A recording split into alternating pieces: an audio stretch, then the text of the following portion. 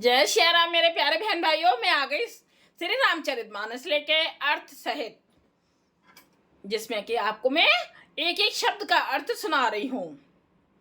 रामायण रामायण में धर्म, अधर्म, अच्छाई, बुराई, प्रेम, त्याग और कर्तव्य जैसे विषयों पर विस्तार से चर्चा की गई है। भगवान राम के भाइयों लक्ष्मण, भरत और शत्रुघ्न क्रमशः शेषनाग, धर्मवायु और आदित्य के अवतार थे। सीता भगवान राम की पत्नी होने के साथ साथ लक्ष्मी का अवतार भी थी। चले हम अब अपनी चौपाइयों की तरफ। जय सिया राम। भाग 2 सुनिए और अपने जीवन में इसको जरूर उतारिए। गुरु पंडित रंगे मृदु मंजुले अंजन नयन अमी दृग दोषे भी मंजन ते करे बिमल विवेक विलोचन बरनहु राम चरित भव मोचन। श्री गुरु महाराज के चरणों की रज कोमल और सुंदर नयनामृत अंजन है, जो नेत्रों के दोषों का नाश करने वाला है। उस अंजन से विवेक रूपी नेत्रों को निर्बल करके मैं संसार रूपी बंधन से छुड़ाने वाले श्री रामचरित का वर्णन करता हूँ। कौन? तुलसीदास जी।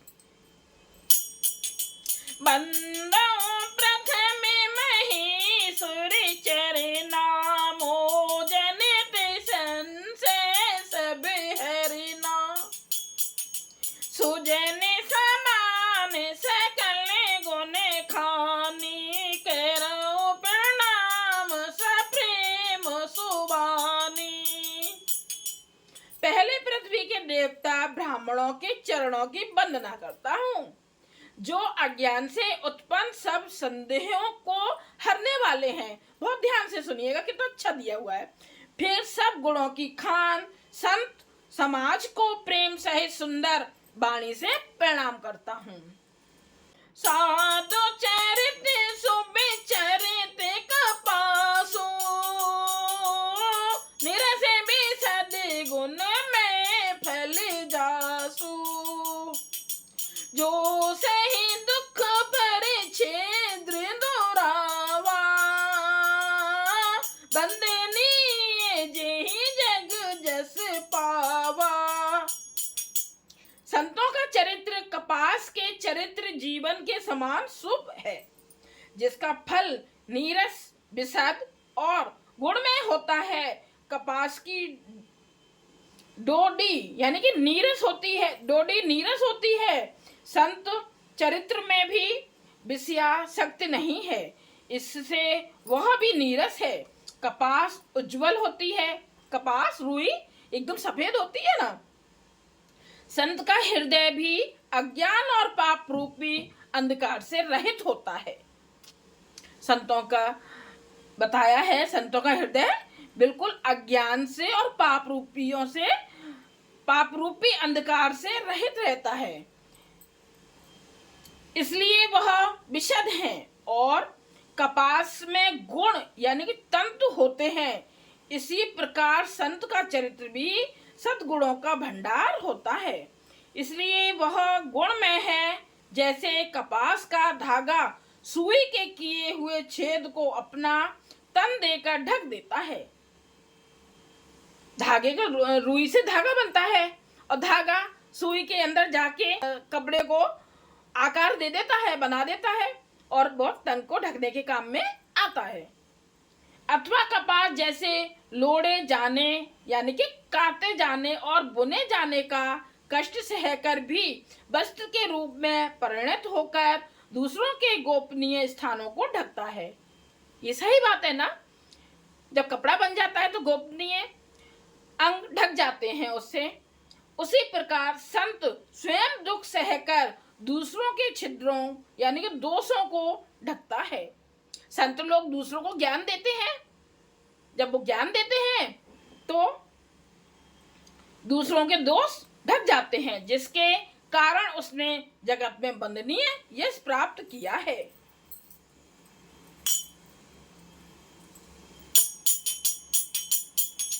मुदे मंगल में संत समाजू, जो जग जग में तीर्थ राजू। राम भक्ति जय सुर सरि धारा, सरि सई ब्रह्म विचार प्रचारा। संतों का समाज आनंद और कल्याणमय है, जो जगत में चलता फिरता तीर्थराज प्रयाग है। जहाँ उस संत समाज रूपी प्रयागराज में राम भक्ति रूपी गंगा जी की धारा है और ब्रह्म विचार का प्रचार सरस्वती जी हैं। ध्यान से सुनिए, बहुत अच्छा दिया हुआ। जब हम अर्थ पढ़ते हैं तभी हमें समझ में आता है कि इन चौपाइयों का, इन दोहों का क्या अर्थ है। विधि निषेध में कलमल हरिणी, करम कथार विनंदन बरिणी। हरि हरि कथा विराजत बेनी, सुनत सकल मुद मंगल देनी। विधि और निषेध, यह करो और यह ना करो रूपी कर्मों की कथा कलयुग के पापों को हरने वाली सूर्य तनिया यमुना जी हैं। यमुना जी कौन? सूर्य तनिया। और भगवान विष्णु और शंकर जी की कथाएं त्रिवेणी रूप से सुशोभित हैं, जो सुनते ही सब आनंद और कल्याणों की देने वाली हैं। बटू बेश्वास अचल निज धमा, तीरथ राज समाज सुकरिमा। सब ही सुलभ सब दिन सब देशा, सेवत सादर समन कलेसा। उस समाज रूपी में प्रयाग में अपने धर्म में जो अटल विश्वास है वह अक्षय वट है, और शुभ कर्म ही उस तीर्थ राज का समाज यानी परिकर है। वह संत समाज रूपी प्रयागराज सब देशों में सब समय सभी को सहज ही में प्राप्त हो सकता है, और आदर पूर्वक सेवन करने से क्लेशों को नष्ट करने वाला है। अखते अलौकिक तीरथ राऊ, दे सद फल प्रगट प्रभाऊ। वह तीर्थराज अलौकिक और अखतनीय है एवं तत्काल फल देने वाला है, उसका प्रभाव प्रत्यक्ष है। सुने समझै जन मोदित मन, मज्जहि अनुराग।